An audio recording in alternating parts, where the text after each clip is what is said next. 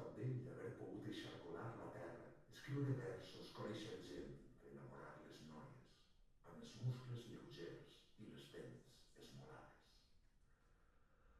Ara no trobaríem indecent o covard seure pels marges a esperar la florida de les roses, ni tindríem els ulls tan enrogits, ni els llavis secs, ni aquesta veu tan ronca.